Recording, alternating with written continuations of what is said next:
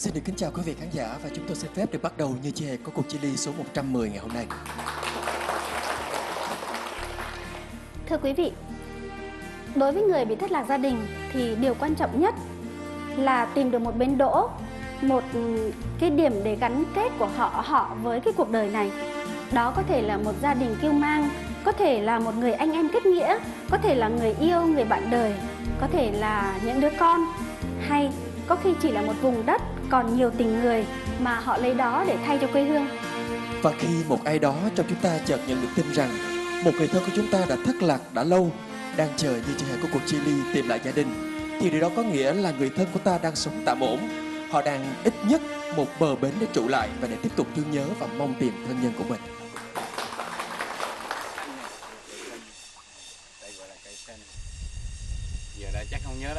Anh Trần Văn Khanh mới từ Mỹ về, đưa chúng tôi về nơi anh nhận làm quê hương thứ hai của mình, huyện Tây Sơn, tỉnh Bình Định. Nghĩ lại cái câu nói của ông bà để lại rất là hay, tức là bến hiền thiền đậu. Mình đi một vòng rất là rộng, nhưng mà về thấy nó có một cái tình thương yêu nhân loại của con người. Từ đó mình mới lấy làm quê hương của mình, cho nên đi đi về về. Giữa chiến tranh bơ vơ từ năm lên năm, anh Khanh lưu lạc qua bao nhiêu là nhà ở Phù Cát. Mười mấy năm đi chăn bò cho nhà ai đánh đập thế nào, anh kể một lúc mà không hết nổi. Rồi khi sang Tây Sơn này, anh đã đến tuổi thành niên, không một người quen biết, không một mảnh giấy tùy thân. Anh Khanh là một người không thân thích, vô gia cư, mà cảm nhận của mình là đáng thương. Trẻ, không người thân, không giấy tờ. Thì đến địa phương là cũng tá túc những cái gia đình để nói chung là ở rồi làm công. Quan điểm của tôi là sau chiến tranh thì nhiều người thất lạc. Tôi là cũng thuyết phục họ cố gắng cứ làm ăn sinh sống, coi như đây là quê hương. Rồi một cái việc mà giấy tờ cư trú rồi tôi sẽ tạo điều kiện giúp đỡ. Là anh Bá Thái nó giống như tạo một cái tình cảm để cho mình ở lại, mình kiếm cơm mình sống trong cái địa phương này. Mình không có tình thương ruột thịt thật sự, cho nên có nhiều người nâng đỡ mình, cho nên mình lấy cái này giống như là một cái quê hương của mình. Anh Thái khi ấy còn rất trẻ, mới đi bộ đội về. Anh đã tìm cách làm giấy tờ nhân thân cho anh Khanh khi anh Khanh phải theo vợ lai Mỹ, sang Mỹ vào năm 1996. Trong lần đi làm ăn ở Kon Tum, anh Khanh gặp chị, được những người anh em đỡ đầu từ Tây Sơn này lên tổ chức thành hôn. Anh chỉ có 3 người con thì người ta tìm đến giúp chị đi Mỹ, đưa anh và các con đi theo. Tiếc rằng duyên nợ đã hết, mặc dù nghĩa vẫn còn. Với anh Khanh, đó là lần thứ hai mất mát tất cả. Thì hồi trước tôi về ở thôn Phú Mỹ, nhưng mà chọn bò là chọn bò ở tại đây, tức là cái chòi trại mà tôi ở tôi chọn bò là nó nằm ở chỗ đó, là thả bò ra, nói chung là cày ruộng nương từ đây, nói chung là bò ăn trong núi đó. Bây giờ là ký ức của anh Khanh về sự chia ly đầu tiên. Lúc đó thì cái vùng đó là vùng mất an ninh, giống như là mỗi lần mà nghe nói giặc tới thì chỉ chạy về phía hướng, giống như trong đầu mình có một cái tưởng tượng là chạy về hướng đông để lánh nạn. Thì chỉ được biết là chạy với ông nội và một người anh. Thì trên đường chạy đi trên cánh đồng như vậy thì bị bom thả xuống. Bom thả xuống thì tôi mới bị thương ngay chỗ ngực. Thì được là ông nội với một người anh và tôi nữa, thì trên đường chạy qua cánh đồng đó thì bom thả thì lúc đó tôi bị thương, thì ông nội mới nghe tiếng ông nội kêu là nằm xuống. Thì nằm xuống đó thì trong chốc lát thì máy bay mới ra, mới lật ngửa người tôi ra, rồi giống như là coi tôi còn sống hay như thế nào đó mới ẵm tôi lên trên máy bay. Thì lúc tôi lên trên máy bay thì tôi chỉ có nói tiếng là chở ông nội con đi với, chỉ biết nói tiếng đó thôi, nhưng nghe lời trở lại thì tiếng bà xí bà tú mình không hiểu gì hết. Thì thôi nhắm mắt nằm yên luôn cho đến khi mà đưa vô trong nhà thương. Anh Khanh khẳng định quê mình cũng ở Bình Định, có vẻ là ở Hoài Ân. Nhưng từ năm 1984 đến giờ đã 3-4 lần cùng anh Tám Việt đi tìm thân nhân mà không ra.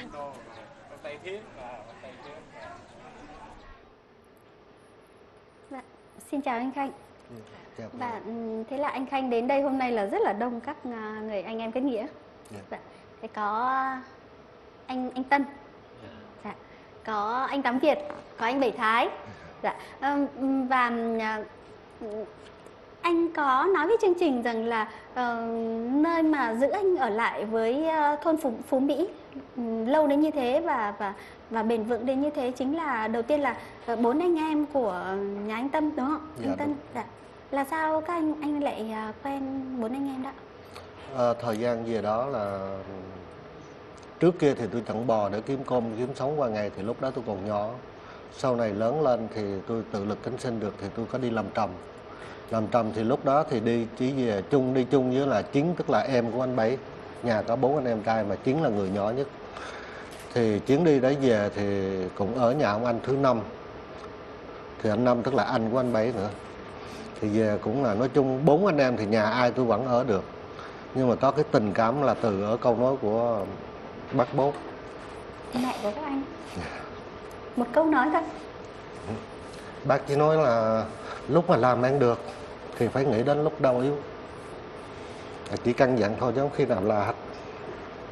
Tức là anh cảm thấy ở đấy có một cái sự lo thương cho anh hả? Vậy thì có phải là tên của anh hồi bé anh không nhớ họ của mình là gì? Dạ, Anh nhớ không nhớ tên họ. của anh là Hạ. Nhưng mà bây giờ anh có anh Bảy đã giúp anh làm một cái những cái giấy tờ tùy thân mà trong đó thì anh là anh Trần Văn Khanh. Vậy thì họ Trần có phải là họ mà Dạ, anh của họ của anh kết nghĩa. Dạ.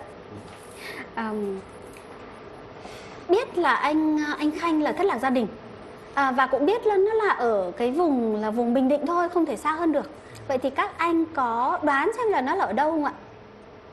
Liệu là nó là ở huyện nào ạ? Anh Tân có bao giờ Dạ, thưa là không biết ở việc nào.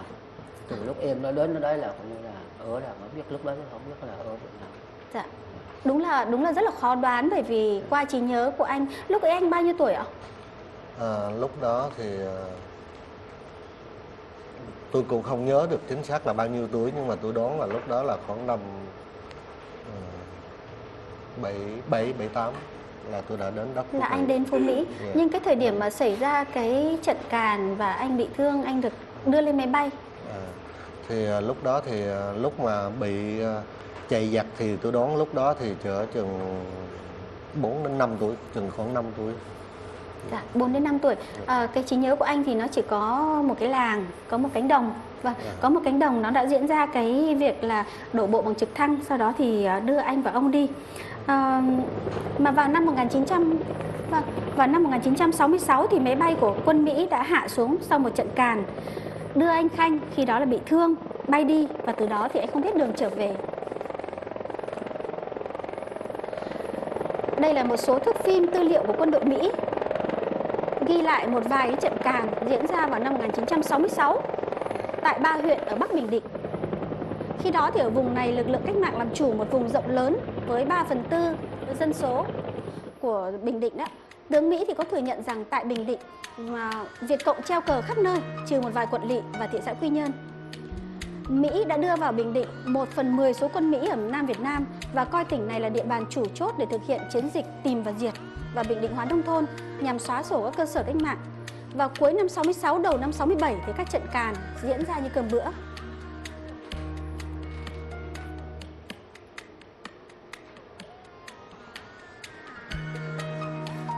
Vâng, lúc mà ông nội này, anh Quyền và anh Khanh chạy ở trên cánh đồng như vậy thì xung quanh có ai khác không? Anh có nhớ là có ai khác không?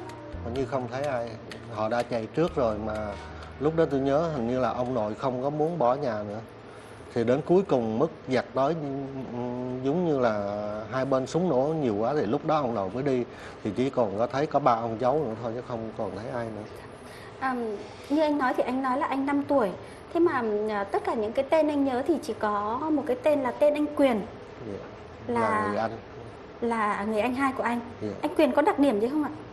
Dạ không nhớ, tôi chỉ hình dung có thể là anh bị hư một con mắt. Có thể là hình dung như vậy thôi chứ cũng chưa khẳng định. Dạ, không được nhớ rõ lắm. Ngay cả tên của ba má thì anh cũng không có nhớ. Dạ, chỉ biết tên ông Quyền và bà Quyền rồi anh Quyền vậy. Ông Quyền bà Quyền tức là theo phong tục thì mình gọi tên bố mẹ là theo tên con trai đầu đó, tên con đầu. Anh còn nhớ một tên nào nữa không ạ? Ví dụ anh có nói đến một người cô. Có một người cô thì có nhiều kỷ niệm rất là nhớ. Có bao nhiêu lần mà trên chiến tranh mà giống như hai bên bị quánh giặc thì hoặc là những cái lúc mà đang chạy giặc thì cô thường hay than. Chính tôi là thường hay than với ông nội, nói đói bụng quá ông nội. Thì ông nội có nhắc nói cô mày đi chợ về. Nhưng mà cuối cùng chợ không thấy về. Đói. Đói. Và lúc ấy không có cái gì ăn cả, chỉ có là vào rừng, vào những cái đồi thấp để lấy quả chà là về ăn, đúng không ạ? Và có một lần chui vào bụi chà là thì bị trong sốc vô đùi. Và cô đã bế anh đi. Dạ, cô cõng đi. Lúc đó rồi mới nhảy xuống cái lỗ bom á. Tại vì khi đó là bị mù cây á, cho nên phải xuống dưới lỗ bom để chui dưới nước. Thì xuống thì ngọt mà ngóc lên thì cây. Thì sau khi hết cây thì cô mới tiếp tục cõng đi. Thế là thoát được cái trận càn đó. Dạ. Nhưng mà chỉ nhớ là cô bay hay là cô bấy thôi chứ cũng không được nhớ chính xác. Hoặc là cô bay hoặc là cô bẩy. Dạ. Như vậy anh có nói rằng là ông nội cũng được đưa lên trên máy bay cùng với anh. Khi anh tỉnh lại ở bệnh viện thì anh có không nhìn thấy ông nội nữa. Như vậy thì anh Khanh hồi bé tên là Hạng, mong gặp lại ba mẹ, gặp lại anh trai, anh hai đó tên là Quyền và cô Bay và những người họ hàng bên nội khác. Thì có những khi mình chạy đi rồi chạy về thì nhà cũng còn, rồi có khi thì về thì nó đốt cháy mất.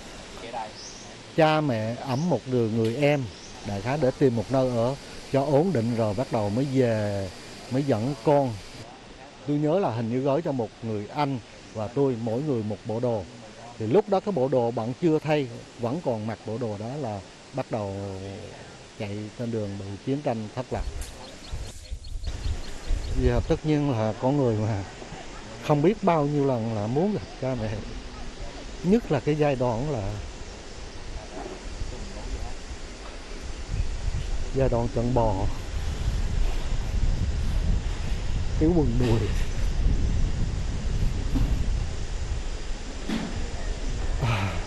Cái quần đùi mà nó bứt ra, nó mất cái đáy chính giữa mất. Mỗi lần ngồi xuống là phải thò cái tay ở sau mà nắm tấu cái quần đùi để kéo che lại. Vì không cha không mẹ thì cái như thế nào là anh cũng đã hiểu rồi. Có nhiều lần muốn tìm cho đến khi chia tay với gia đình rồi thì trong lòng đau đớn phải 3 năm. Nhưng mà một khi đã đổ bỡ gia đình rồi thì tự nhiên không còn suy nghĩ muốn tìm tới gia đình nữa. Tại vì mình nghĩ rằng tình thương của mình không có, mà mình đã có thì một gia đình. Nhưng mà giờ một gia đình mình đã tiếp tục một lần chia tay nữa thì giống như là nó đã quá mỏi mệt rồi. Nhưng tiếp tục là anh Tám mới khơi lại, tức là khơi lại kỷ niệm. Nó hôm nay có một cái chương trình như chưa hề có cuộc chia ly. Họ tìm rất nhiều người kết quả, cho nên anh Tám thì bắt đầu mới dìu dắt dẫn đi vô trong Sài Gòn. Cuộc đời bây giờ thấy nó cũng đã về cuối rồi. Như thế nào cũng gặp được lại cha mẹ và cô Bay hoặc là anh em, nói chung là về gia đình. Không biết thời gian con bị chiến tranh, con thất lạc đó, ba mẹ có tìm con hay không? Con cũng mong mỏi, con cũng tìm mà không được. Con cũng ước ao muốn tìm về cha mẹ mà con tìm không được, mà con không biết là cha mẹ có tìm con hay không.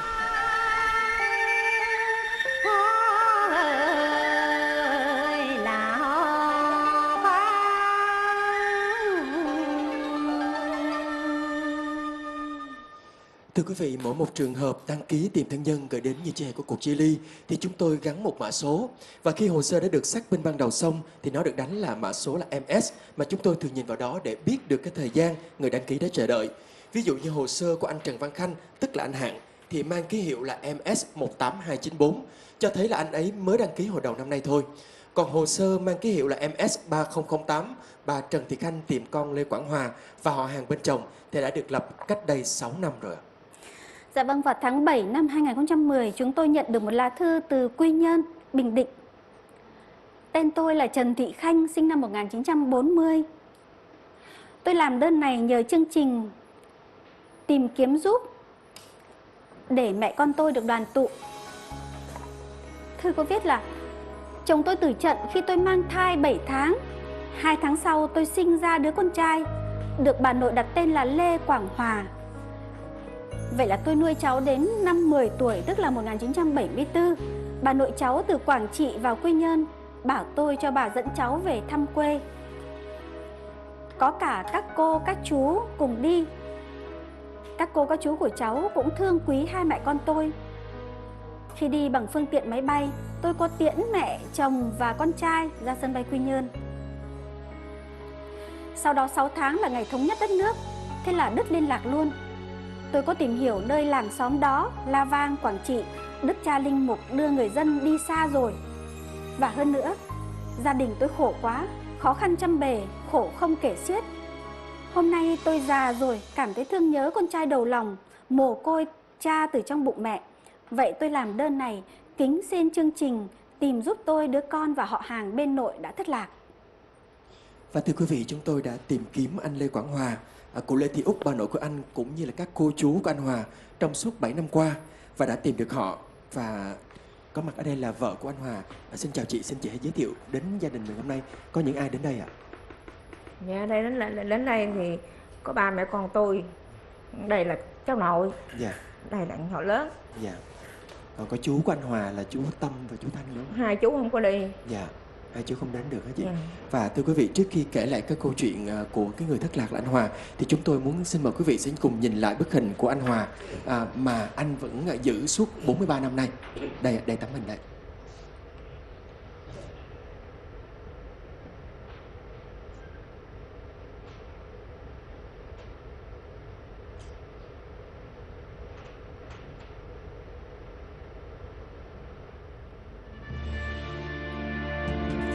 Cuộc tìm kiếm bắt đầu từ địa danh La Vang Chính, quận Hải Lăng, Quảng Trị. Ở đây còn 4 ngôi mộ của 4 người con trai tử trận của cụ Lê Thị Út. Trong đó có ngôi mộ của ông Lê Hoa, ba của anh Lê Quảng Hòa. Tuy nhiên, bên nội của anh không còn ai sống ở quê. Tìm rất lâu, chúng tôi mới có một thông tin. Có một người chị của ông Lê Hoa vào năm 1972 đã rời quê vào Đà Nẵng sinh sống. Tiếp đó là về vùng Ninh Sơn, tỉnh Ninh Thuận, nơi nhà thờ đã xin đất để lập nên một làng La Vang mới cho giáo dân di tản trong mùa hè đỏ lửa 1972. Vô cùng may mắn, chúng tôi còn gặp bà Lê Thị Huệ tại nơi này. Không thể mong gặp được bà nội của anh Hòa, người đã đưa anh Hòa đi vì cụ đã ngoài trăm tuổi từ lâu. Thì thời gian không có ba, thì bà nội đem về nuôi, về ở bà nội. Ở với bà nội thời gian sợ lớn lên thì bà nội đi đâu thì bà nội dắt đi theo đó. Đúng như dự đoán, bà nội của Hòa đã an nghỉ tại làng La Vang mới này. Chính cụ Út đã đặt cái tên Quảng Hòa cho đứa cháu nội mồ côi cha ngay trong bụng mẹ, hàm ý quê Quảng Trị và Tuy Hòa. Rồi cũng chính cụ Út vì thương con dâu, vài năm sau đã đứng ra dàn xếp cuộc hôn nhân cho bà Khanh, rồi nhận nuôi anh Hòa, cho bà Khanh đỡ cực, nhưng bà Khanh không đồng ý. Năm 1974, khi Hòa đã 10 tuổi, cụ Út về Quy Nhơn đón cháu về quê chơi, nhưng lại âm thầm đưa thẳng về làng La Vang mới này. Có lẽ sau cái chết của 3 người con trai đi lính Việt Nam Cộng Hòa vào mùa hè đỏ lửa, cụ Út đã muốn tự mình giang tay bao bọc cho đứa cháu nội. Năm 1982, cả nước đói kém, cụ Út dẫn 3 con và Hòa vào Cần Thơ làm thuê kiếm sống. Đến khi già yếu, cụ Út mới nói con gái đón cụ ra Ninh Thuận để cháu nội khỏi phải khổ vì mình. Cái góc độ Hòa thì nó lo bà nội lắm. Nó đi làm thuê làm mướn nó vẫn về nuôi bà nội mà.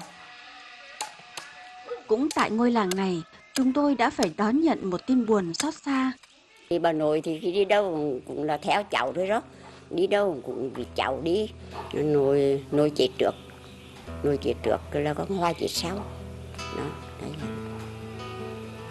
thời gian đó thì Đức anh về, anh ở với Hoa, thời gian anh về thì Hoa nó bệnh ra chết trong đó thì nói chung cũng không ai biết.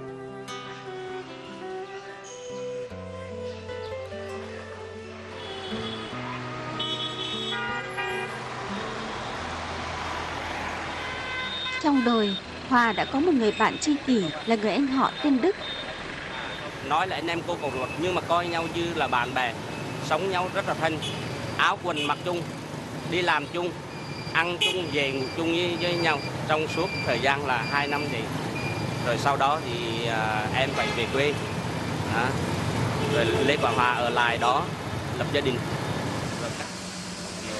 Đây là cậu ruột của em, Lê Tâm, đây là cậu họ Lê Thanh.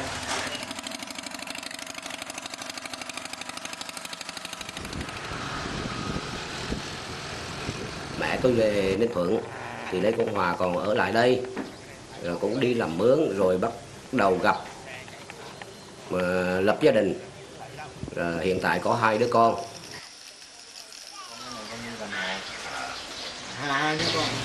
Trước đây cấp mà Hòa đã chết thì vợ con đi làm thuê ở nhà máy lò đường đâu đó.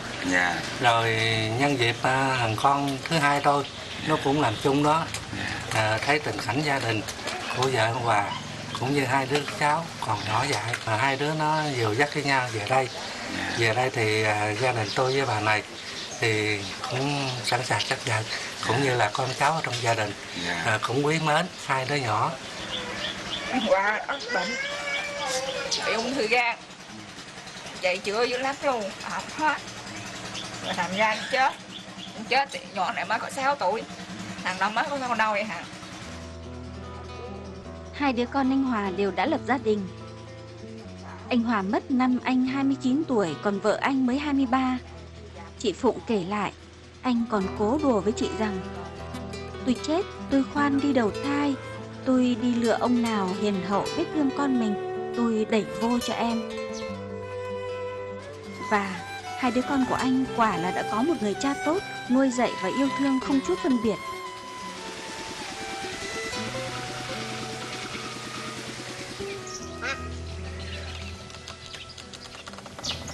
Anh Hòa đó, anh nói anh mà có tiền anh cũng đi tìm mẹ nó mà biết đâu tìm. Cái chừng mất sao chứ ở nước mơ là mất anh ấy, mất anh gặp mặt mẹ làm cuối. Anh không gặp được.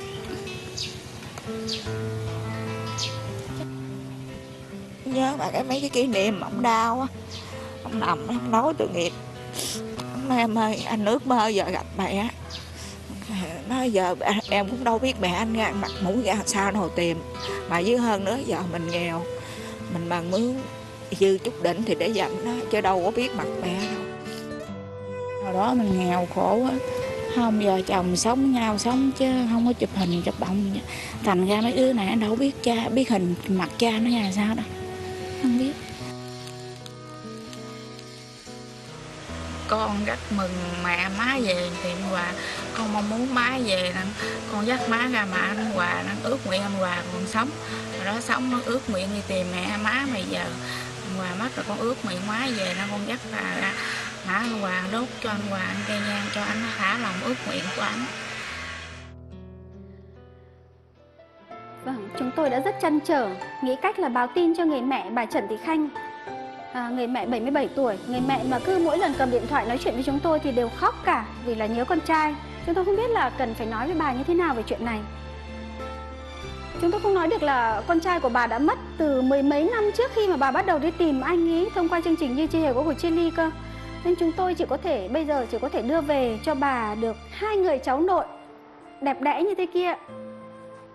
Và chúng tôi cũng chỉ có thể đưa được những người họ hàng bên nội.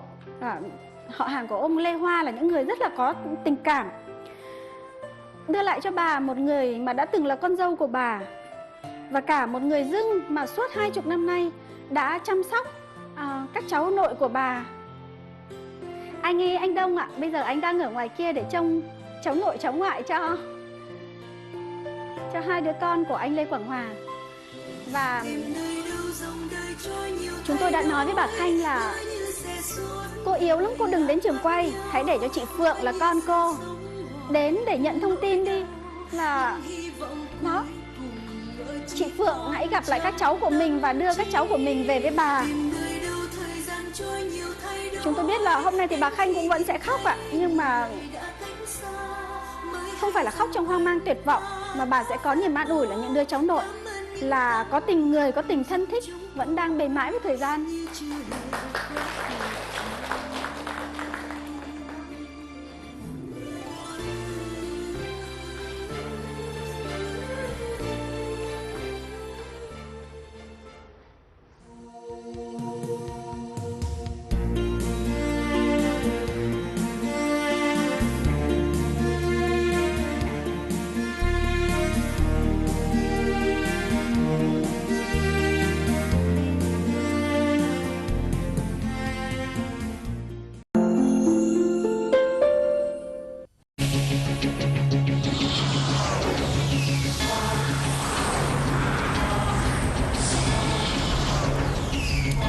Như những mạch máu mang tới sức sống cho mỗi công trình.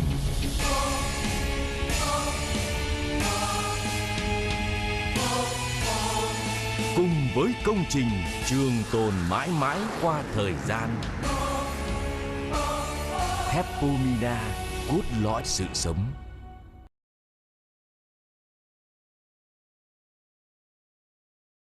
Nhiều khi không kịp ăn axit dạ dày lại tăng. Nhiều khi ăn đồ chua cay nóng cũng tăng axit dạ dày. Đôi khi mình nhiều căng thẳng, axit dạ dày cũng tăng.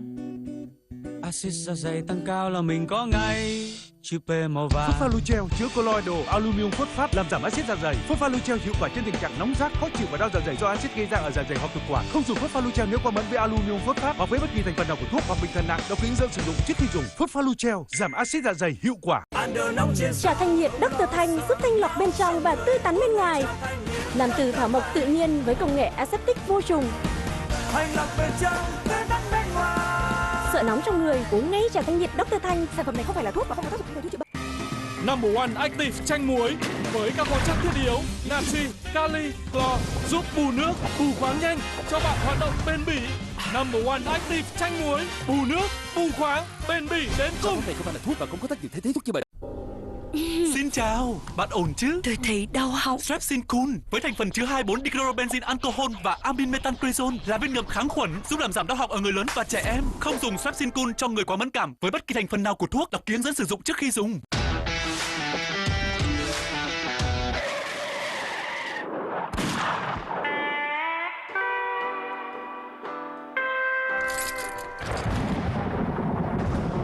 Happy birthday! Happy birthday! Happy birthday! Happy birthday! Ai bên bạn khi ngày dài thử sức?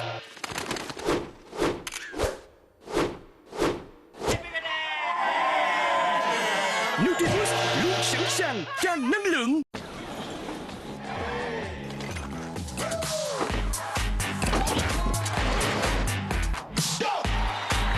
Bia tu bóc mới với nắp giật sắc màu cực chất, bùng nổ cuộc vui. Two-ball beer, open for fun. Nước tăng lực Number One chanh và dâu với taurine, inositol, vitamin và caffeine giúp bạn cuộn trào sảng khoái, bật tung năng lượng để chinh phục mọi thử thách. Nước tăng lực Number One chanh và dâu cuộn trào sảng khoái, bật tung năng lượng. Em hết yêu rồi, trả anh trai Dr. Thanh. Trả thì trả.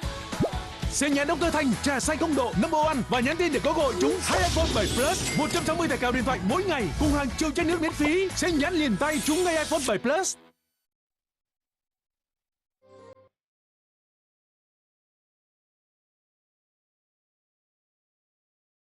Chúng tôi rất mong giúp cụ Từ quần muội thỏa được ước mong cuối cùng là gặp con trai Lai Kim Huyền, thường gọi là Tuốc, năm nay 54 tuổi.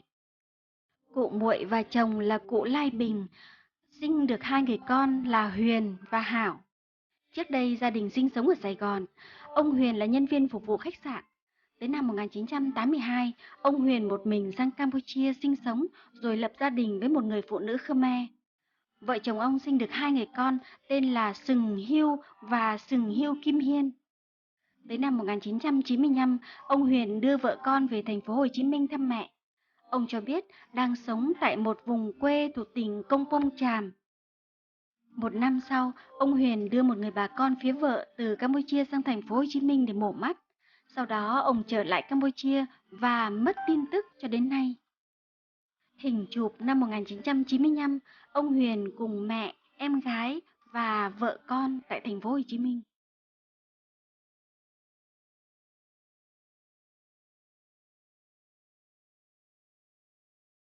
Bà Cao Thị Kết có nguyện vọng gửi đến con gái mình một lời thương nhớ để con hiểu mẹ cho con đi để con được sung sướng, chứ không phải mẹ từ bỏ con.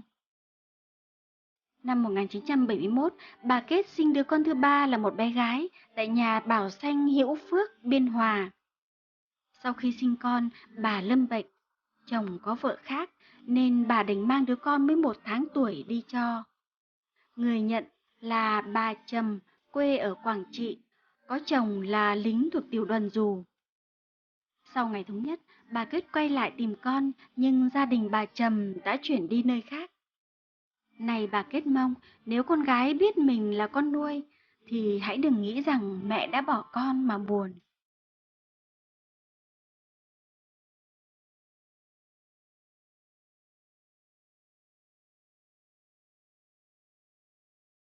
Bà Nguyễn Thị Sen tha thiết tìm con gái có tên thường gọi là Mimi, sinh năm 1972 tại Sài Gòn. Vào năm 71, vợ chồng bà Sen và ông Hiển rời quê Quảng Trị và Sài Gòn lập nghiệp. Tới năm 72, bà Sen sinh được một bé gái đặt tên là Mimi. Năm 1975, hoàn cảnh gia đình khó khăn quá, nên qua sự giới thiệu của một người quen, vợ chồng bà Sen mang Mimi cho làm con nuôi gia đình ông Liêm, ngụ trên đường Phan Thanh Giảng. Trước đó, ông Liêm đã có một người con gái nuôi tên là Đào. Năm 1976, vợ chồng bà Sen tìm đến thì hay biết ông Liêm đã sang Mỹ định cư, còn Mimi được bà Hai là vú nuôi của gia đình đưa về quê bà, nghe nói là ở Đắk Lắk. Do không có địa chỉ cụ thể nên bà Sen không biết tìm con ở đâu. Năm nay, chị ấy 45 tuổi, có lẽ đang mang một cái tên khác.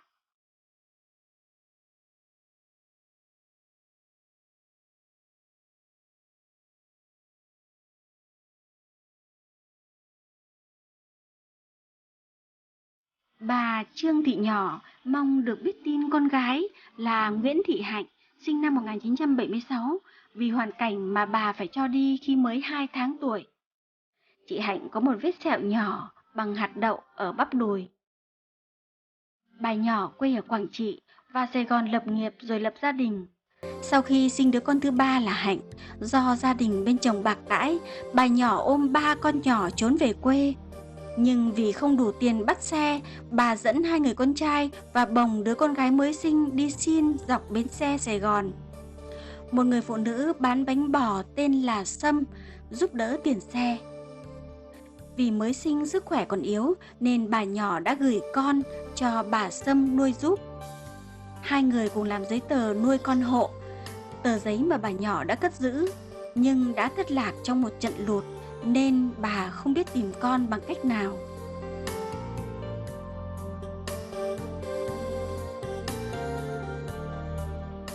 Gia đình rất mong gặp lại anh Đặng Vũ Anh Thắng, thường gọi là cô Bi, sinh năm 1974, đi lạc vào tháng 9 năm 1982 tại Đắk Lắk. Cha là ông Đặng Văn Trọng và mẹ là bà Vũ Thị Khang Ninh. Thắng là con út trong gia đình, trên là các anh chị Tuấn, Lan, Đức Tý, Nguyệt, Tuyền và Anh. Trước đây gia đình sinh sống ở Thừa Thiên Huế, sau đi kinh tế mới ở Diên Khánh, Phú Khánh. Vào tháng 9 năm 82, anh Thắng theo mẹ ra Nha Trang thăm bà con. Tại đây, anh được vợ chồng bà Thủy là em cùng cha khác mẹ với bà Ninh nhận làm con nuôi và đưa lên Krông Anna sinh sống. Được 2 tuần, vì nhớ mẹ nên Thắng tự ý bỏ về nhà và thất lạc từ đó. Có người thấy anh đi về hướng chợ Kim Châu, rồi được một xe máy màu đỏ chở ra hướng thành phố Buôn Mê Thuột. Thắng có sẹo phỏng trước ngực và đùi, lúc thất lạc Thắng lên 8.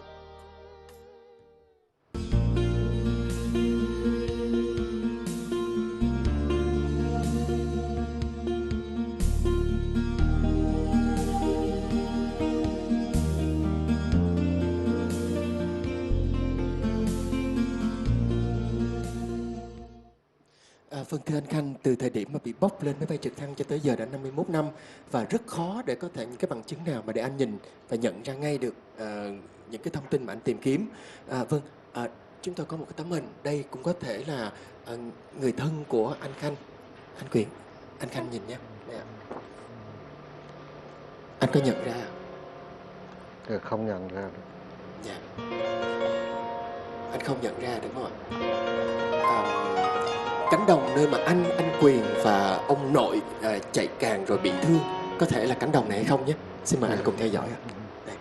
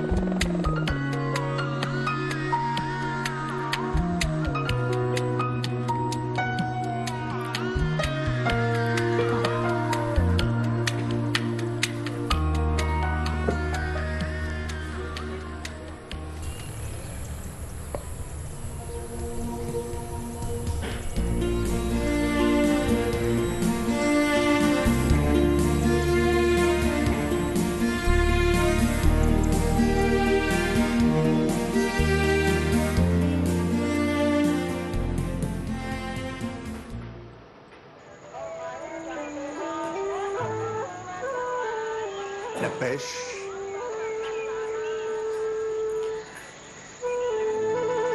Thưa quý vị, bây giờ chúng ta sẽ đi ngược dòng thời gian 100 năm về trước. Thời Pháp thuộc, từng có một lần một luồng di dân cả triệu con người từ Bắc Kỳ và Trung Kỳ, được gọi là đi Công Tra, chủ yếu là vào Nam Kỳ, nhưng một phần được đưa sang các đồn điền ở Campuchia. Từ năm 1908, khi bác sĩ Giác Xanh và cộng sự khẳng định cây cao su có thể sống tốt ở Việt Nam, Pháp bắt đầu khai khẩn đồn điền ở nơi màu mỡ nhất với cây cao su là miền đông của Nam Kỳ, Tây Nguyên và một phần đất Campuchia. Để có nhân công làm phu tại 10 hãng cao su của Pháp với hàng ngàn đồn điền, toàn quyền Đông Dương đã cho bần cùng hóa nông thôn Bắc Kỳ, cắt đê gây lụt vì người nông dân chỉ bằng lòng rời làng một khi họ đói. Công Tra là khế ước mộ phu.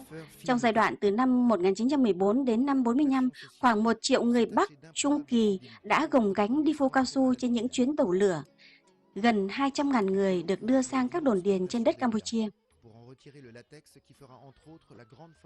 Năm 1961, chính quyền Việt Nam Cộng Hòa buộc đông đảo bà con Việt kiều trong các đồn điền cao su ở Công Pông Chàm trở về nước để không cho họ đi theo mặt trận giải phóng mới ra đời. Tới tháng 12 năm 74, từ các đồn điền cao su của tỉnh Công Pông Chàm, nhiều đoàn xe của mặt trận giải phóng chở kiều bào trở về. Bà Dương Thị Đát cùng chồng con về nước trên chuyến xe sau, còn cha mẹ và 7 người em của bà về Việt Nam trong đoàn xe 13 năm về trước. Sang Campuchia làm ăn thì là lúc đi hãy còn trẻ. Dạ, cháu chào mừng cô lần thứ 2 đến với chương trình. Vâng, và lần thứ nhất thì cách đây đã 7 năm rồi ạ. Như vậy là cô Đát được sinh ra ở Việt Nam hay là cô được sinh ra tại Campuchia? Tôi sinh ở Campuchia, ông bà già tôi mang tôi ở Campuchia là sanh ở Campuchia. Rồi tôi sanh con cũng ở Campuchia. Tức là như vậy là ông bà đi từ quê Hải Dương sang Campuchia, đi Contra đấy, là từ trước năm 1939 đúng không ạ? Bởi vì cô sinh năm 1939. Vâng. Dạ. Vậy thế chị Hường là con gái đầu của cô? Con gái đầu của ba má tôi. Dạ. Cũng sanh là từ Campuchia luôn. Làm chị là năm bao nhiêu chị nhỉ? Sinh năm 1958. Như vậy có nghĩa là khi mà ông bà rời khỏi Campuchia thì lúc ấy chị đã 3 tuổi rồi. Dạ. Lúc ấy chị có một tí chút gì nhớ không? Không, bé quá. Bé quá. Còn anh Dũng thì cũng sinh ở Campuchia. Lúc mà ông bà về thì thì anh Dũng đã có chưa? Có rồi. Lớn đó. Dạ. Lúc đấy là lúc mà nhà mình về Việt Nam đó. Và năm 74 thì gia đình mình là đi theo đoàn xe của nhà nước là đưa tháng 10 năm 74 là nhà nước là đưa Việt kiều ở Campuchia đổ Pháp hồi xưa là đưa toàn bộ là về Lộc Linh, về Hoa Lư, huyện Lộc Linh bây giờ này. Rồi ở đó là 1 tháng nhà nước lại tiếp tục đưa về Đa Kia. Mới ở đó là từ đó tới giờ này. Vậy là cái ấp 13 ở chỗ Trúc ấy, ở xã Trúc của mình ấy là về hết chỗ Đa Kia ạ? Về hết Đa Kia. Và bây giờ vẫn còn ở đó? Còn con người ở Đa Kia. Mấy này một số thì về Sa Mát, một số về Đa Kia, về Đa Kia. Vâng. Sau đấy thì em có đọc là hồ sơ của các anh chị là sau đấy các anh chị đều đi bộ đội. Vậy là cái lúc đó là mình về theo đoàn xe của Mặt trận Dân tộc Giải phóng miền Nam Việt Nam. Vậy thế là chị đi bộ đội từ năm nào? Năm 73 tức là mình đi từ bên Trúc đó. Thế còn anh Dũng thì sau này? Sau này tôi về năm 79, về năm 74 rồi về 9 bắt đầu lại tiếp tục đi nghĩa vụ Campuchia nữa, mà nhưng mà ở Siem Reap. Tức là quân tình nguyện đấy. Vâng, chống Khmer Đỏ. Không Khmer Đỏ đâu. Đi chiến dịch, đi chiến dịch cho Miên. Dạ. Vâng đúng rồi, anh chị thì tiếng Miên giỏi lắm đúng không ạ? Vâng. Thế hồi bé thì cô có gọi tên chị Hường với cái tên gì khác? Có tên là Tẹt. Tẹt. Thế lại cháu lại tưởng là Đẹp. Đẹp. Vâng, thế cháu biết đấy. Vâng. Khi mà đoàn xe mình về đến Việt Nam và tạm ở một nơi như anh nói đó, thì sau đấy thì mới về Đa Kia. Và mỗi một gia đình thì mình ở Đa Kia từ cái hồi năm 74 cho đến bây giờ. Trong cái hồ sơ thì cô có nói rằng là mỗi một gia đình thì khi đấy là tự phát rừng. Và mỗi một, ví dụ như gia đình cô thì phát được 50 mét rộng, có gia đình thì phát được 25 mét. Và lúc ấy thì rừng thiêng nước độc lắm, nhưng mà gia đình cô chú là chú Mỹ đúng không ạ? Vâng. Ông đau quá. Ông đau thôi. Và may mà gia đình mình thì không có ai bị ốm yếu cả. Nhưng mà cũng khó khăn đến trong vòng độ 20 năm nay thì ở Đa Kia mới bắt đầu trồng cao su đúng không ạ? Dạ, thế là cũng gia đình mình cũng đỡ đi nhiều. Thế ở đấy có hội Việt kiều không cô? Có. Cô có hay đi họp không? Có. Cô đi họp thì cô mong điều gì? Mong ước làm sao mà gặp bố mẹ anh em. Hội Việt kiều từ Campuchia trở về thì có đông không ạ? Và từ những đâu đến ạ? Ở những vùng nhiều làng lắm, nhiều làng. Giờ thì cũng có, người ta cũng còn sống đấy mà mỗi người một làng. Vậy thì cô về sau bố mẹ các em là 13 năm. Thế thì về đến Việt Nam cô đã đi tìm bố mẹ và các em như thế nào? Tôi bắt đầu mà giải phóng Sài Gòn rồi, cũng được chắc 15 hay hơn ấy, tôi mới đi kiếm. Thì người ta đi được rồi là tôi đi kiếm. Tôi đi kiếm thì người ta đồn là ở cái chỗ Rạch Giá đó là có cái dân Miên, chứ lúc bây giờ chưa có nói là Việt kiều. Là dân Miên á, là về trong cái kinh 9, kinh 10, kinh 8, kinh gì đó. Còn chừng kinh 2, kinh 3, kinh 4 đó thì là ở ngoài Rạch Giá. Người ta ăn theo vào với Rạch Giá. Chứ mà nhà nước cho về là về đấy. Thì tôi có đi, thì tôi nhờ người đưa tôi đi đến đấy đó. Thì có cái anh đấy, anh cũng ngang hàng tôi, thế anh ấy cứ tưởng tôi là mấy cái anh kia là hai vợ chồng. Anh bảo anh chị đó, tôi giúp anh chị vào kinh 9, kinh 10 cái cả 25 năm về trước đó, thì là có cái dân Miên đó, là về đấy. Thế thì lại giờ tôi nhờ đi thì nói ngay vậy, đi bỏ cái kinh 5 đi, đến cái kinh 6 vào cái nhà đầu tiên thì người ta đã gặp mình rồi, ta đã gặp rồi, ta bảo ô thì mẹ con nhà giống món này đi đâu vậy, và cháu đi tìm ba má. Nhà quen ạ? Quen. Vâng. Thế quen, người ta cũng mời ở đấy ăn cơm ăn nước mà nói ngay vậy. Thế cứ hỏi người ta thì người ta cũng có nói như vậy. Con ạ, bác này bác đi đảo thì cha cho về đây, còn ba má con đi đâu? Đi lương thì đi chỗ ai xe đi chỗ khác. Thế thì lại đi nữa. Tôi còn đi đến kinh khác, lại cũng người ta cũng gặp. Người ta gặp thì nói lại giờ người ta cũng hỏi thì tôi cũng nói kể đầu đuôi. Xong tôi lại đi một quãng lại gặp bà quản sản. Tôi thì tôi quen, mà mà tôi ở làng khác. Thế thì nói ngay người ta cũng mời ăn cơm nước, xong tôi đi hết đến kinh 9, kinh 8, xong tôi vào nhà cha. Tôi hỏi thì cha tưởng là đi làm phép cưới, thì tôi mới vào, tôi mới trình cha. Cha bảo con ạ, bên đời thì đi một nơi, bên đạo thì cha cho về đây. Thế tôi lại thôi, thế là gặp cái nhà đám cưới ở đấy á, thì ta mới cho tôi hai ăn cơm đi, người ta không biết mà. Ta bảo thôi anh chị cứ ăn cơm nhà tôi đi, rồi tôi cho anh chị về Sài Gòn. Là ta có cái ghe máy đó, ghe tôm người ta cái tôi. Dạ vâng, sau đó thì về Sài Gòn cũng có tìm được không ạ? Về Sài Gòn, tôi còn đi Na Nga. Đi Na Nga xong rồi lại thấy người quen mà không có thấy bố mẹ mà ta đi đạo. Xong tôi lại người ta bảo này, ba tôi gửi thơ về cho tôi mà. Nói là Thủ Dầu Một. Và nói là ba gửi thơ về cho con là ở Thủ Dầu Một, ba ở Thủ Dầu Một. Tôi lại ra cái Bình Dương để tôi tìm. Cô có biết không? Thấy. Bọn cháu cũng đi gần mấy chỗ. Rạch Giá, Kiên Giang, Cần Thơ, Vĩnh Long, thành phố Hồ Chí Minh, Bà Rịa Vũng Tàu. Ở đâu cũng có một cụ là người kiều bào của mình từ Campuchia về. Và bọn cháu tìm trong vòng 7 năm. Nhưng mà đã tìm ra rồi. Mà ở một chỗ tìm ra rồi. Vâng. Thôi mà tôi cũng tìm được anh em nói giống tôi để tôi mừng lắm rồi. Thì là tôi cũng cảm ơn hết tất thể toàn thể cái cuộc kiên y này. Nhưng mà bây giờ cô phải xem đã nhé. Vâng. Bây giờ mình xem ạ.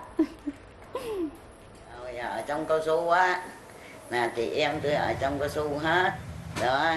Rồi chị hai tôi á mới lấy chồng của chị là Mỹ đó. Rồi chị rồi trước khi tụi tôi ra đi đó là chị có đẻ con Hường, con gái đầu lòng.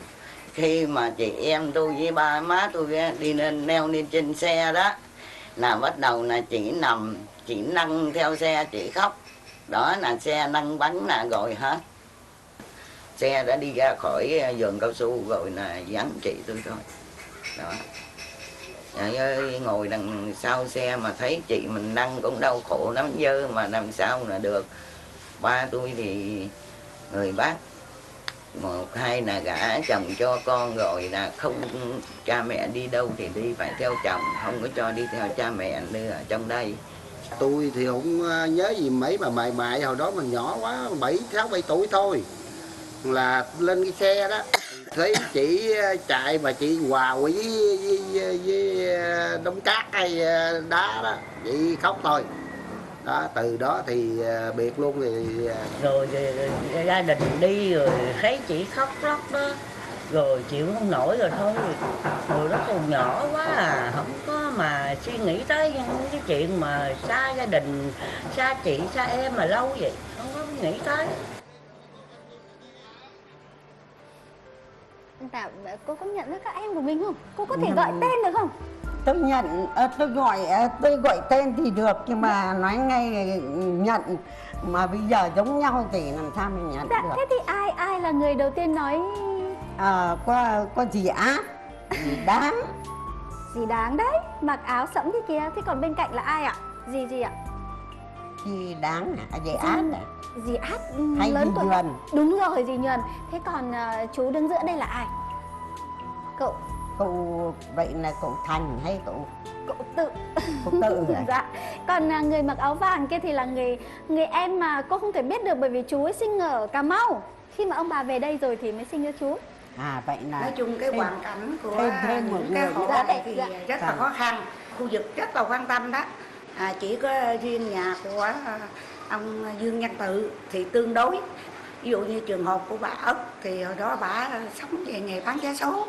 Còn anh Mâu khi bộ đội xuất ngũ về thì anh làm mất giấy tờ hết. Thì không có thì sau này cái chính sách của nhà nước mình cũng không cần giấy tờ, yêu cầu địa phương xác nhận, thì hôm rồi cũng có làm cho anh cái chế độ đi Campuchia. Thì nói chung bây giờ khu vực cũng rất quan tâm những hộ này. Là thế hệ thứ hai của những người Phu Đồn Điền bên Campuchia về Việt Nam sinh sống, các ông bà vẫn có vẻ chưa hòa nhập được với đời sống xung quanh. Hai bàn tay trắng là Việt kiều Campuchia về Việt Nam hồi năm 61 được đưa đến những vùng ngập mặn ở Cà Mau. không sống được ở đó, các gia đình lại tự tìm nơi mưu sinh để đi. Vậy nên cuộc tìm kiếm là hết sức khó khăn. Người ta đưa vô đồng ruộng mà bồng sen á, là thấy nằm cực khổ quá, thôi gia đình bồng trống lên Cà Mau ở luôn. Rồi dơi cái về Cà Mau rồi Cà Mau ấy mới ở sống được, mới về là về ở Cái Dồn. Ở Cái Dồn không gì chừng 2-3 tháng thôi chứ không có phải ở Thực Tụ. Cái thấy qua Cần Thơ này mới mà ngăn được nè. Với chị Ác á, thì chị đi gánh nước, là chị lớn trong gia đình đó, thì chị gánh nước với bà già với ba. Chị biết là ông già chết năm đó là chết năm 98.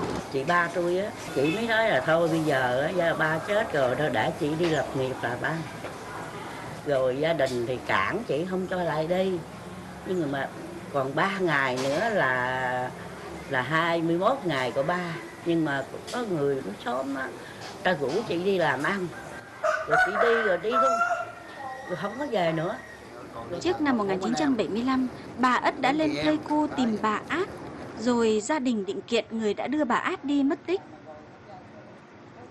Khi còn sống, cụ Ngô Thị Đạt luôn nhắc đến con gái đầu lòng và đứa cháu ngoại tên Hường. Cuộc đi tìm gia đình cho bà Đát kéo dài 8 năm. Lúc đầu tiên chúng tôi đi tìm những vùng Đông Việt Kiều từ Campuchia về định cư, tại nhiều tỉnh ở miền Tây Nam Bộ và cả thành phố Hồ Chí Minh. Mãi đến gần đây, nhờ sự phối hợp của Cục Đăng ký Quản lý Cư trú và Dữ liệu Quốc gia về Dân cư, Tổng cục Cảnh sát, chúng tôi đã nhận được một manh mối rất mỏng về một người có tên là Dương Thị Ất làm chứng minh nhân dân tại Cần Thơ vào năm 1968. Tôi lấy cái tờ giấy căn cước của ba tôi đó, là tôi lấy ra rồi tôi làm cái hình đó để tôi tờ. Em đi đó, rồi chị đi không? Tôi đầu tiên là phải đi là tôi đi đứng đầu. 4 chị em á, thì giờ nghe tin như vậy anh em với chị em mừng dữ lắm. Là nói nhanh để gặp mặt chứ giờ nói chung trông dữ lắm. Mà trong mà nói chung cái biết cái tin tức của chị thì mới đi được. Còn này hồi đó giờ không biết là nơi đâu, ở đâu và chỗ nào mà anh em mà đi được. Nếu mà biết được thì đã đi rồi. Thôi mà nói với hai, nếu mà chị hai gì nhắn anh ghẻ tôi cái thì ổn giờ mừng chị hai không mừng anh ghẻ. Là còn cái anh này là về lên đây mới để. Chú Ngô là lên đây mới đẻ, còn chú Tự là bên kia, chú Tự 6-7 tuổi rồi. Cô có biết không, cô đám rất là yếu, thế mà không ngờ hôm nay cô lên tận đây này. Điệp quá, vậy là ba má chết hết rồi ạ.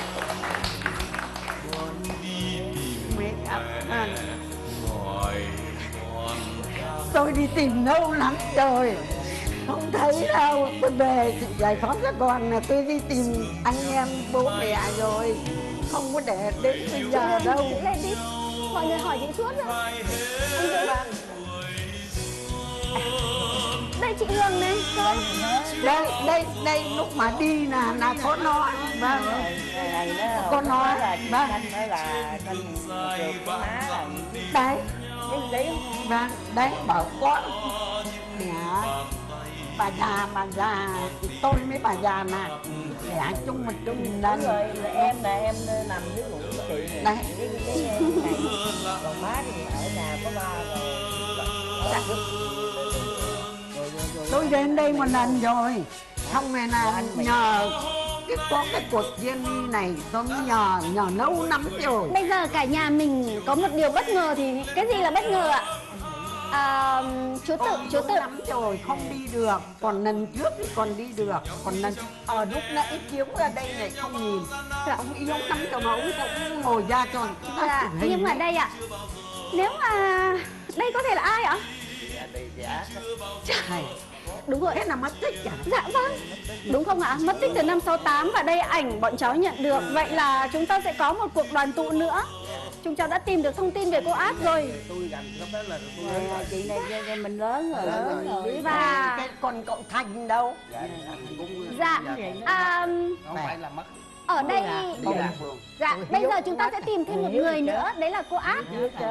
Mình sẽ tìm thêm một người thân nữa, Đắc Hà, Công Tum. Dạ. Như trẻ của cuộc chia ly, thưa quý vị, như trẻ của cuộc chia ly cũng mời đến đây chị Hoàng Tố Trinh đến từ Công Tum ạ. Xin mời chị Trinh chia sẻ. Con của cô Ác. Vậy à? Đâu? Chị Trinh, chị lên đây với cả. Cháu đây hả? Dạ. Con của nó đây hả? Dạ. Chị còn thế thì còn chồng nó có đâu, còn đâu. Chị kể đi, chị kể về mẹ. Con. Đây con của chị Ác. Vâng. Cả nhà mình ngạc nhiên chị ạ, từ năm 68 đến giờ. Không hình đó tôi biết, tôi biết. Dạ. Đây cái giấy này chắc căn cước. Dạ. Vâng, chị kể đi. Từ năm 68 mẹ chị thế nào? Dạ, mẹ con đi qua đi làm nghề trên đây nó thất lạc, không rồi ba con kiếm về nên mẹ con sinh ra được 2 chị em. Chị con mất rồi, con là con một mình con thôi. Bây giờ hả, con mỗi mình đấy à? Dạ. Con được mấy người con chị em? Con có một mình à? Có một mình hả? Dạ. Là mấy chị em này nào cũng không có nhận được cái này, cái dòng Bây giờ mới nhận được mới nhận, không có mẹ nó mình chắc nhận được. Rồi bây giờ mẹ con đâu? Dạ, mẹ mất từ năm 77. Câu chuyện tức là năm 68 thì cô Ác lên Công Tum đúng không ạ? Nhà mình đều biết là hình như là lên Công Tum. Thì ông Châu, dạ đúng rồi, ông Châu có gặp thì lúc đấy là cô Ác đã 37 tuổi rồi. Hai người thành hôn thì sinh ra chị Nga và chị Trinh đây. Nhưng mà sau đó thì đến năm 75 khi mà chạy loạn trên đường 7 thì cô Ác bị lạc. Vâng, và cô Ác bị lạc đến năm 7, sau đó thì đến cuối năm thì ông Châu mới tìm lại được. Thì cô Ác lúc đấy là bị phát bệnh ung thư và đến năm 77 thì mất.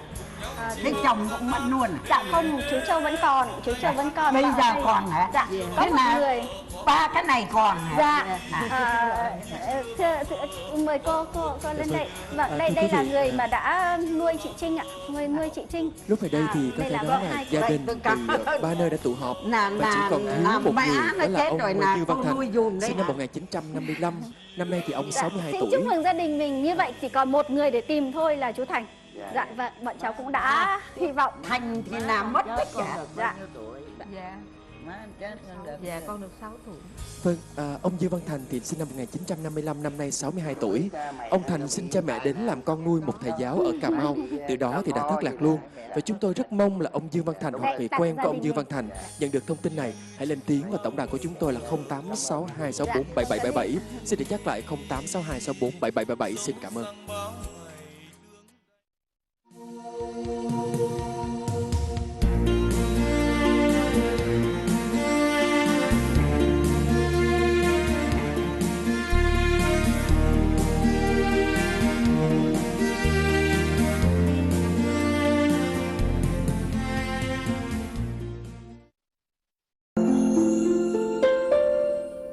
Sản phẩm không phải là thuốc, không có tác dụng thay thế thuốc chữa bệnh. Có một thảo mộc quý từ xa xưa dùng cho phụ nữ trong hoàng cung. Nga Phù Khang có thành phần chính là cây trinh nữ hoàng cung, giúp phòng ngừa và hỗ trợ điều trị u nang buồng trứng, u xơ tử cung.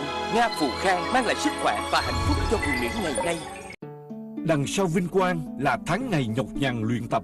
Thoái hóa đốt sống, thoát vị đĩa đệm nếu không điều trị sẽ dẫn đến gai đốt sống, đau lưng, đau thần kinh tọa. Thực phẩm chức năng viên nén cốt thoái vương giúp cột sống khỏe mạnh. Sản phẩm không phải là thuốc, không thay thế thuốc chữa bệnh. Từ xa xưa, cơ cốt cấp hay còn gọi là thống phong được ví như cơn đau của vua, vua của đau. Hoàng Thống Phong phòng ngừa sự tái phát các cơn đau do gút, hỗ trợ giảm axit uric máu, hỗ trợ tăng cường chức năng gan, thận. Hoàng Thống Phong, tôi không sợ gút. Sản phẩm không phải là thuốc, không thay thế thuốc chữa bệnh. Sản phẩm này không phải là thuốc, không thay thế thuốc chữa bệnh. Bầu ơi thương lấy bí cùng. Tuy rằng khác giống nhưng chung một dàn. Mẹ tôi đã qua được tai biến mạch máu não, đó là nhờ thực phẩm chức năng Natospet. Natospet niềm vui cho những người bị tai biến mạch máu não. Bố tôi bị suy thận nhưng bây giờ sức khỏe đã tốt lên rất nhiều nhờ sử dụng thực phẩm chức năng ít thận vương thường xuyên. Thực phẩm chức năng ít thận vương giúp bảo vệ và cải thiện chức năng thận, làm chậm tiến trình suy thận. Ít thận vương hỗ trợ cho người bị suy thận. Sản phẩm này không phải là thuốc, không thay thế thuốc chữa bệnh. Tôi là giáo viên, tôi muốn truyền đạt cho các em tất cả những kiến thức mà mình có và tôi chọn Tiêu Khiết Thanh để giúp bảo vệ giọng nói của mình. Tiêu Khiết Thanh với các thành phần cao giải quạt giúp hỗ trợ điều trị và phòng ngừa viêm thanh quản, khản tiếng. Tiêu Khiết Thanh giúp giọng nói trong sáng hơn. Sản phẩm không phải là thuốc, không thay thế thuốc chữa bệnh.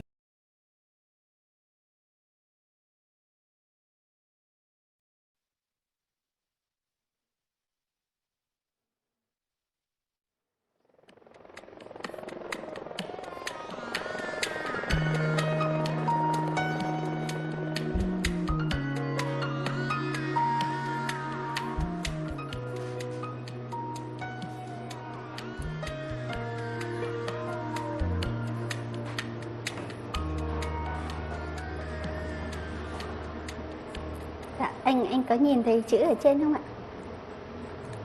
Đấy là Mỹ Phong, huyện Phú Mỹ, tỉnh Bình Định. Và lúc nãy bức ảnh mà anh nói là anh không có nhận ra là ai đó, là có anh tên là Nguyễn Quyền. Vâng, anh Quyền thì mắt rất là kém, thị lực rất là kém. Đó là cái ảnh của anh và anh rất là yếu. Ảnh của anh ấy được giữ lại, anh Quyền thì cũng không còn nữa. Vâng. Anh nhìn thế nào? Anh đang cảm thấy gì? Sao vậy? Khi mà nói đến là đấy là Mỹ Phong của Phú Mỹ thì anh nghĩ gì ạ? Lúc đó tôi không có nhớ là tôi có phải là ở Mỹ Phong hay không, tôi cứ nghĩ rằng là ở Hoài Ân không. Dạ. Nếu mà đi từ Tây Sơn mà mình lên bên mình đi đến Hoài Ân thì mình đi qua chỗ Cầu Vợ. Dạ, đi qua có thể đi qua Đèo Nhông không? Không biết, thì sau này là chỉ có nói là đi tìm về Hoài Ân thì nhớ qua Cầu Vợ rồi muốn tìm về phía Hoài Ân thì phía bên tay trái thôi. Dạ, còn Phú Mỹ thì nó ở phía bên tay phải. Dạ. Từ cái chỗ mà bây giờ anh nhận làm quê hương thứ hai là Tây Sơn cho lên đó chỉ có 60 cây thôi. Dạ. Bây giờ anh sẽ gặp một người mà chắc chắn là nghe câu chuyện anh sẽ nhận ra. Bờ tre ấy là làng, là cha là mẹ họ hàng anh em, bóng tre hắt chéo lên thềm mái nhà nấp dưới dịu hiền bóng tre. Trong còn nó càng xuống buổi sáng mưa, trời mưa tháng 10 mưa nó nhọn đầu ở thành chéo á, nhậu ông cha nữa nhọn đầu dưới lúa dưới bùn. Mà ông nội với lại anh Hàng chạy ra từ phía nào? Ông nội chạy ra đó á, chạy rặt phía đó á. Cái vùng đất hầu đấy âm u lắm. Mỹ chiến tranh bây giờ nó xuống đàn áp cách mạng mình, gia đình có cách mạng là mới ở lại, chứ không ở lại thì rất là Tôi tên là Viễn Thị Bay, quê quán ở Vĩnh An, Lý Phân, Mỹ, Bình Định.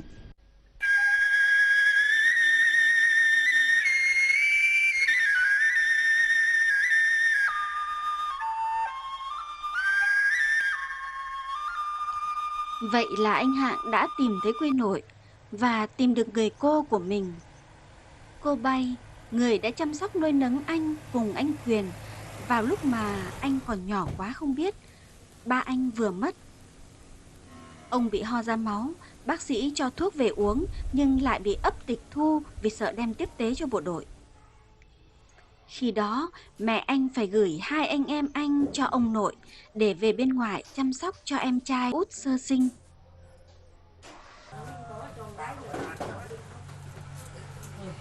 Tên anh Hạng, Nguyễn Hạng. Nhìn nó trùng trúc, nó mặt nó đẹp trai lắm, dễ thương lắm, chứ không phải như cái thằng anh nữa đâu.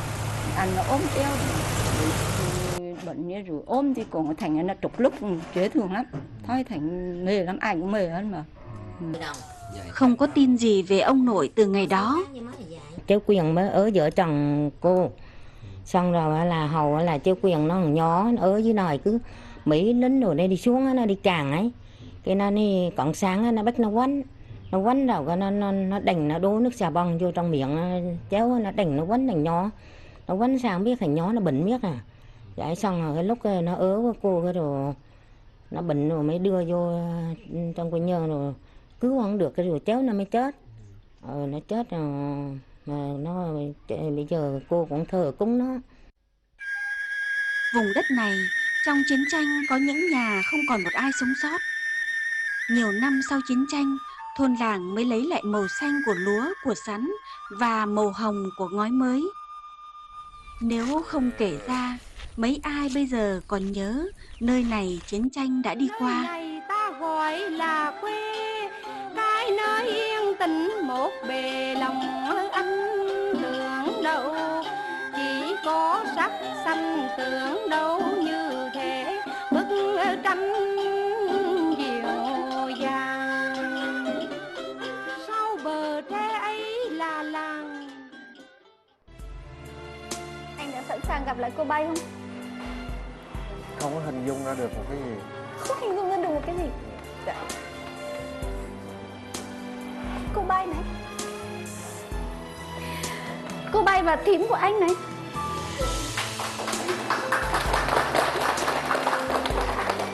Thím Mừ đây. Cô Bay đấy. Cô Bay con kia. Cô Bay con đây, đây là thím Mừ này. Ông giờ nào chắc chắn đó, bây giờ con thấy đuôi con bây giờ con biết tìm ra không? Đâu còn phải đánh con tổ cũng quắc là 7 năm rồi. Không còn phải ai đến lúc nào không thất đi tìm con hết. Bây giờ chú con có vợ được mấy đứa, bây giờ chú con mất năm kia rồi.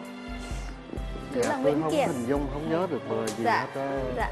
Bây giờ anh là rất là có may. Anh may lắm. Bây giờ mình sẽ chờ đón một cuộc đoàn tụ nữa nhé. Thưa chương trình rồi. Chứ tôi năm chương trình. Em bay theo đàn dệt nắng, đám bướm đang lượn trắng trong vườn. Đây trời rất rõ ánh dương, long lanh giọt nắng ở quê Bình Định nó lên đây, trong cái thôn đây là hầu như đa số là dân Bình Định nhiều. Nói chung mấy cái mía nó cũng mới chạy được vài năm nay, cuộc sống nó cũng ổn định được. Ngày xưa nó cũng khó khăn ghê lắm. Nếu cái năm 98 là hình như mới dẫn nó lên này.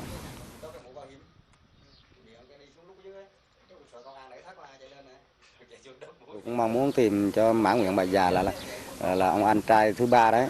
Hồi bà già bà đặt là tên là Nguyễn Hạng đấy. Bây giờ nói cho nghe tôi cũng mong muốn mà tìm lại cho bà già bà mãn nguyện, bà thì giờ cũng không biết cuộc sống chết sống như thế nào. Anh Huỳnh Mộng Lép là con đời sau của bà Đinh Thị A, ra đời khi chiến tranh đã kết thúc.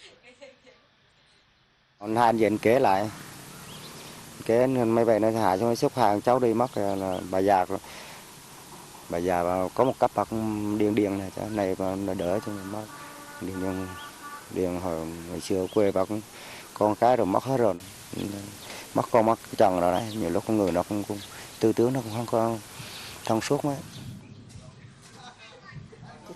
Cái đợt cái tôi việc cứ thảm không biết làm sao được hết, nghĩ tội thành Hạng ấy, thành Hạng mà thành anh ấy nữa chứ, nghĩ cứ nhớ cứ ngồi cứ nhớ khóc như này, khóc có giờ gặp tình mày tôi chứ nó khóc mà cái mạch tôi nó khóc bây giờ nó sưng miết lên này không nào hết á. Cái tôi buồn vậy thành nói trái mấy anh em này cũng tội gì chứ mà nhớ nó ghê gớm lắm. Chú cha cái tiếng nói của ông mà cái bộ của ông nói nó dễ thương ghê lắm, bộ nó nói dễ thương ghê lắm chứ mà muốn tìm nó ghê gớm, mà tìm nó là dễ tìm này, tìm nó làm sao tìm. Nguyễn Quyền ốm, còn anh Nguyễn Văn Hạng anh mà anh to con ấy là Mỹ nó bắt ra đi, nó thấy đôi con là nó bắt về nó làm con nuôi.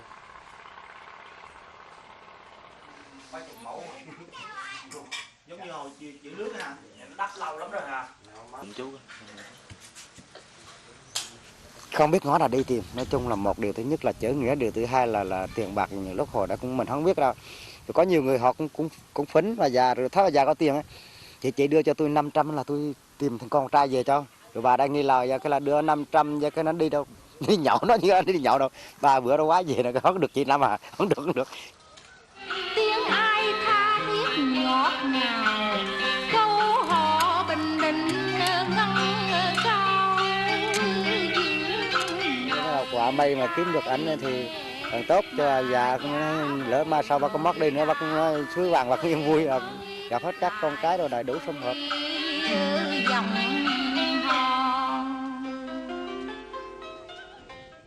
Bây giờ thì anh đã sẵn sàng gặp mẹ anh chưa? Dạ tôi không nhớ một cái gì mà tôi cũng không hình dung ra, tôi cũng không nhận được nó phải. Không ngon quá tôi. Mẹ ơi, giờ đây con Anh lại với mẹ anh đi. Trong mẹ đã già, con càng thương mẹ nhiều hơn. Chị bố. Xin lỗi nè. Dạ này. Đây nè, cô Dương đây nè. Đây thầy Ngạn chị đây nè.